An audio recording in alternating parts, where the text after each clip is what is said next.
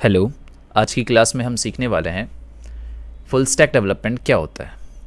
Full stack development के बारे में हम पूरी तरह से सीखेंगे और एक फुल स्टैक डेवलपर कैसे बनते हैं उसके बारे में। ठीक है, तो फुल स्टैक डेवलपर आखिरकार होता क्या है? फुल स्टैक डेवलपर वो होता है जो फ्रंट एंड और बैक एंड दोनों के साथ डील करे, उसे फुल स्टैक डेवलपर कहते हैं। ठीक है, फ्रंट एंड और बैक एंड क्या है और फुल स्टैक का मतलब क्या हुआ, इसके बारे में हम अच्छे से सीखते हैं। मान लीजिए कि एक एप्लीकेशन है, हमको क्या बनाना है? एप्लीकेशन बनाना है।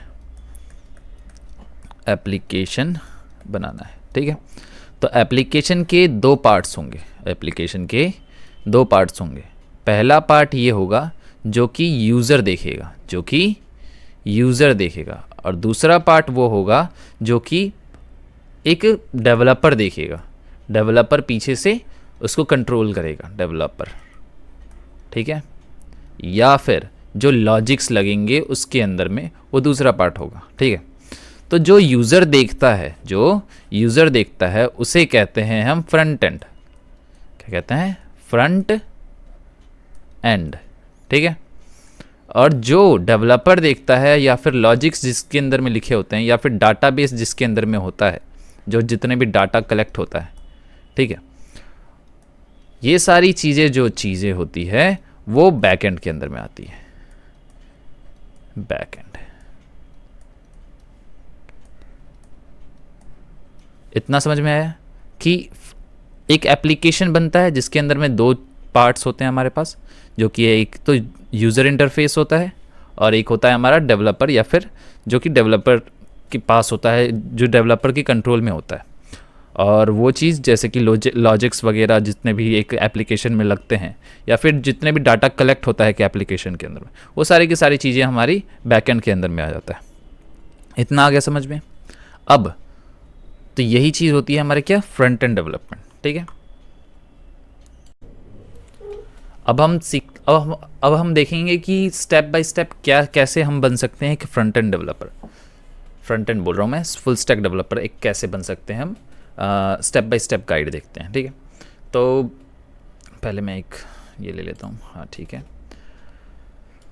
एक फुल स्टैक डेवलपर कैसे बनते हैं। ठीक है, तो काफ़ी सारे स्टेप्स आते हैं जिसके अंदर में पहला स्टेप होता है हमारा कि फ्रंट एंड डेवलपमेंट के बारे में अच्छे से सीख जाओ। जैसे कि कैसे हम एक फ्रंट एंड को डिज़ाइन करते हैं, कैसे हम किसी पेज को ये मैंने एक पेज लिया, ठीक है, जैसे कि मैंने एक पेज लिया, ये पेज लिया। अब इस पेज के ऊपर में क्या क्या चीज़ें होगी, क्या आइकन्स लगेंगे, कहाँ कहाँ लगेंगे, कौन सा टेक्स्ट होगा, ये सारी चीज़ें जो है डिज़ाइन करना फ्रंट एंड के अंडर में आ जाता है। तो वो चीज़ें हम सीखेंगे, ठीक है, इस कोर्स के अंदर में। अब नेक्स्ट क्या है हमारा?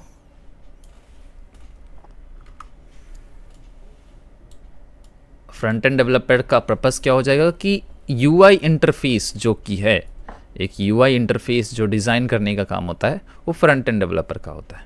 ये आ गया समझ में? ठीक है, अब फ्रंट एंड डेवलपमेंट में कौन कौन सी टेक्नोलॉजीज़ हमको सीखनी है? तो तीन मेन टेक्नोलॉजीज़ हमको सीखनी है। एक है HTML, दूसरा है CSS और तीसरा है जावास्क्रिप्ट। HTML क्या होता है? Hyper text markup language. ये क्या प्रोवाइड करता है एक एप्लीकेशन या फिर एक वेबसाइट को? वो एक स्ट्रक्चर प्रोवाइड करता है। हम इसके बारे में सीखेंगे एक सेपरेट वीडियो में। फिर आता है CSS जो कि स्टाइलिंग प्रोवाइड करता है, और जावास्क्रिप्ट जो होता है सो लॉजिक्स प्रोवाइड करता है। ठीक है, तो ये तीन चीज़ों के बारे में हम सीखेंगे किसके अंदर में? फ्रंट एंड डेवलपमेंट के अंदर में। ठीक है, अब जो होता है CSS में, अब जो मेनली सीखना होता है हमको, फ्रेमवर्क सीखने होते हैं। ठीक है, जैसे कि हमारा CSS फ्रेमवर्क होता है बूटस्ट्रैप या फिर टेलविंड CSS। ये दो चीज़ों के बारे में हम सीखेंगे। ठीक है, और रिस्पॉन्सिव वेबसाइट बनाने के लिए हमको मीडिया क्वेरीज और फ्लैक्सबॉक्स ग्रिड वगैरह आना चाहिए। इस सब के बारे में हम CSS की वीडियोज़ में सीखेंगे। ठीक है, जब मैं CSS की वीडियोज़ बनाऊँगा। ठीक है, और उसके बाद आता है जावास्क्रिप्ट। जावास्क्रिप्ट क्या प्रोवाइड करता है? लॉजिक्स, दिमाग। एक वेबसाइट को या फिर एक एप्लीकेशन को जो दिमाग होता है वो जावास्क्रिप्ट प्रोवाइड करता है। तो जावास्क्रिप्ट के भी फ्रेमवर्क सीखेंगे किसके अंदर में?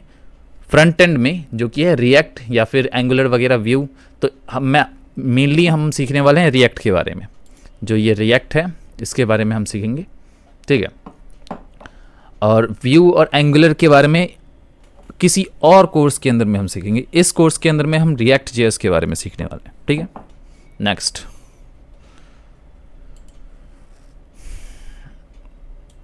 अब दूसरा स्टेप आ जाता है हमारा, स्टेप 2 जो होता है, सो बैकएंड के बारे में सीखना होता है। बैकएंड का पर्पस क्या होता है कि वो डाटा प्रोसेसिंग, ऑथेंटिकेशन या फिर लॉजिक्स जितने भी होते हैं एक एप्लीकेशन या फिर एक वेबसाइट में, वो सारी की सारी चीज़ें बैकएंड के अंदर में आ जाती है। कैसे? मतलब कि डाटा प्रोसेसिंग कहने का मतलब कि जो कि एक वेबसाइट को लोड होने में कितना टाइम लग रहा है, ठीक है। तो वो जो टाइमिंग है वो सारी बैकएंड अगर अच्छी है तो वो टाइमिंग कम हो सकती है, बैकएंड अगर अच्छी नहीं है तो फिर ज़्यादा हो सकती है। तो लोड टाइम जो है सो भी डिपेंड करता है किसके ऊपर? बैकएंड के ऊपर, ठीक है। ऑथेंटिकेशन कहने का मतलब गूगल ऑथेंटिकेटर होता है, उसके बारे में हम सीखेंगे, ठीक है। और लॉजिक्स जितने भी लगते हैं इसके अंदर में, बैकएंड के अंदर में डाटाबेस वगैरह जितने भी चीज़ें हमको सीखना होगा वो सारी चीज़ें हम ये क्या कहते हैं बैकएंड के अंदर में सीखेंगे, ठीक है। बैकएंड में मेनली कौन कौन सी टेक्नोलॉजीज हमको सीखनी है? हम फोकस करेंगे जावास्क्रिप्ट के ऊपर में, जो कि नोड.जेएस और एक्सप्रेस के बारे में हम सीखने वाले हैं, ठीक है। ये जो जावास्क्रिप्ट, नोड.जेएस वगैरह के बारे में हम सीखेंगे, ठीक है, ठीक है। जो कि एक बेस्ट फॉर जेएस डेवलपर, मतलब कि जावास्क्रिप्ट डेवलपर के लिए होता है। एक बैकएंड लैंग्वेज हमको सीखना है, कौन सा? जावास्क्रिप्ट, ठीक है। फिर दूसरा हमारा क्या करना है? डाटाबेस सीखना है। अब दो तरीके की डाटाबेसेस होती हैं, एक होता है एसक्यूएल डाटाबेस और एक होता है नो एसक्यूएल डाटाबेस, ठीक है। एसक्यूएल डाटाबेस जो होता है, जो कि टेक्नोलॉजीज हमको जैसे कि माई एसक्यूएल या फिर पोस्टग्रे एसक्यूएल के बारे में हमको सीखना होगा, ठीक है।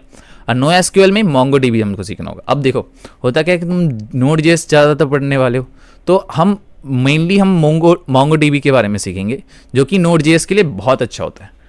ये आ गया समझ में, ठीक है। और तीसरा बैकएंड के अंदर में हमको क्या करना होता है?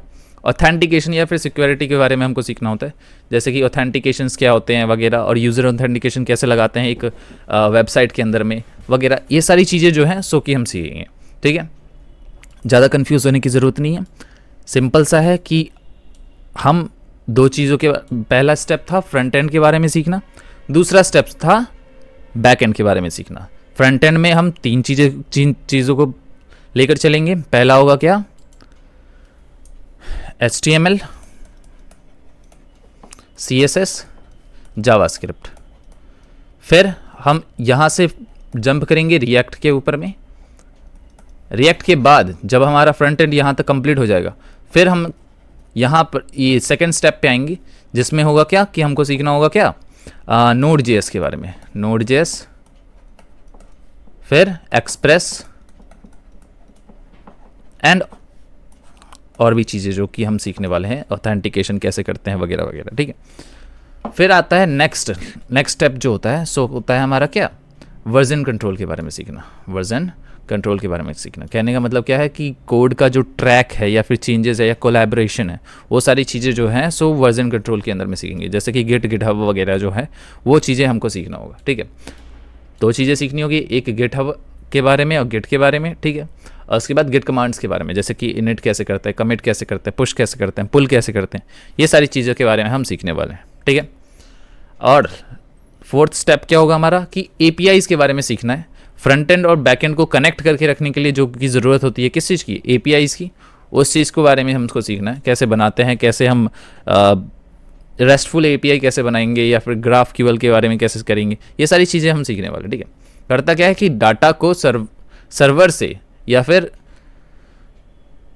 सर्विसेज को इंटीग्रेट करने की चीज़ें का काम करता है, ठीक है। ये सारी चीज़ें जो है कौन करता है? एपीआई का काम होता है। मतलब कि कनेक्शन बिटवीन फ्रंट एंड और बैक एंड, फ्रंट एंड के और बैक एंड के बीच में जो कनेक्शन होता है वो एपीआई का काम होता है।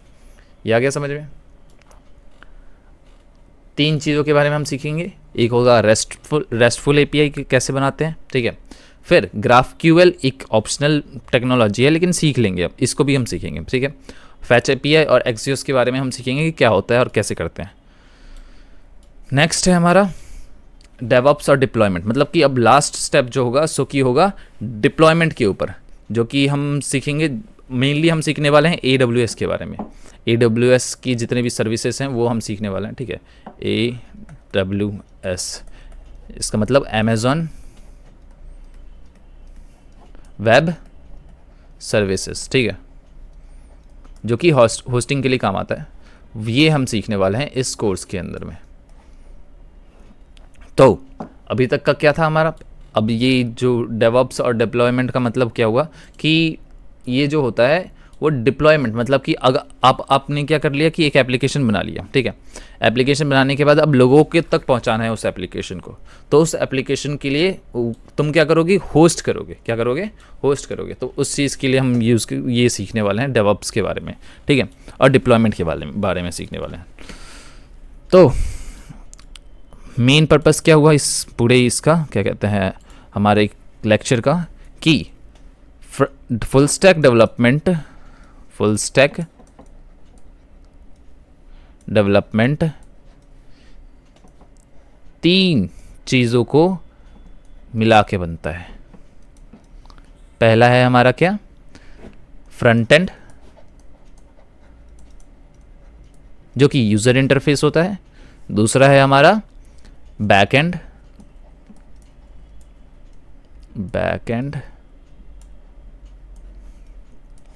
जो कि डेवलपर इंटरफेस होता है या फिर जो लॉजिक्स होते हैं वो सारी की चीज़ों के बारे में। और तीसरा है डिप्लॉयमेंट।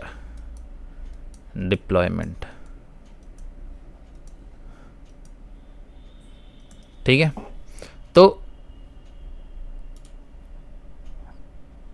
एक मिनट, हाँ, ये 3 चीज़ों के बारे में हम सीखने वाले हैं, ठीक है। फिर फ्रंट एंड के अंदर में हम 3 चीज़ों के बारे में सीखेंगे। पहला है HTML, इसकी एक सेपरेट वीडियो आएगी। दूसरा है CSS, इसकी सेपरेट वीडियो आएगी। फिर तीसरा है जावास्क्रिप्ट, ठीक है। HTML सीखने के बाद हम CSS के ऊपर जंप करेंगे। जैसे ही CSS सीखते हैं फिर हम जंप करेंगे टेलविंड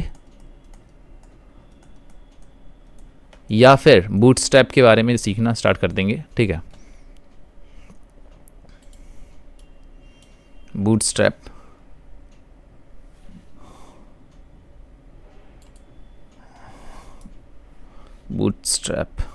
ठीक है।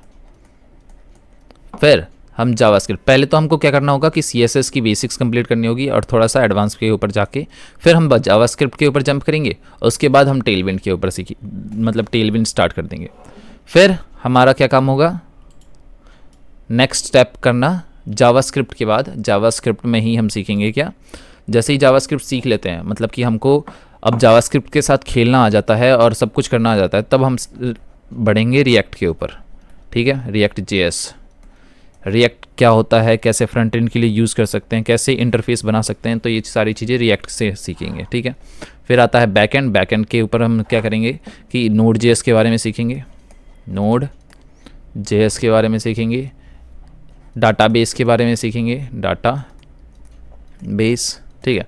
वैसे तो जावास्क्रिप्ट और Node.js में ज़्यादा डिफरेंस नहीं है, बट Node.js को हम अलग ही एक रन टाइम इन्वायरमेंट कहते हैं, किसका, जावास्क्रिप्ट का। तो हम Node.js के बारे में सीखने वाले हैं, ठीक है। फिर आता है डिप्लॉयमेंट में हम AWS सीखेंगे कि कैसे हम अब लोगों तक वो जो 2 चीज़ों की प्रोसेस की मदद से हमने एक ऐप बनाया है, उस ऐप को हम लोगों तक कैसे पहुंचाए, तो उसमें आएगा डिप्लॉयमेंट का काम। तो डिप्लॉयमेंट जो है सो AWS मतलब कि Amazon वेब सर्विसेज के बारे में हम सीखने वाले। इतना आ गया समझ में। तो ये था हमारा आज के कोर्स का जो स्ट्रक्चर है, वो हमने आज डिसाइड कर लिया। अब नेक्स्ट वीडियोज़ में हम क्या सीखने वाले हैं, HTML के बारे में, ठीक है। जो नेक्स्ट वीडियो आएगी उसके अंदर में HTML सीखेंगे। फिर हम एक प्रोजेक्ट बनाएंगे, ठीक है। अब प्रोजेक्ट बना के HTML को क्लोज करेंगे। फिर CSS में भी एक प्रोजेक्ट रहेगा, जावास्क्रिप्ट और जावास्क्रिप्ट में तीनों को मिला के एक प्रोजेक्ट रहेगा, ठीक है। प्रोजेक्ट क्या होगा वो हम नेक्स्ट वीडियोज़ में, आने वाले वीडियोज़ में बता देंगे आपको, ठीक है। धन्यवाद।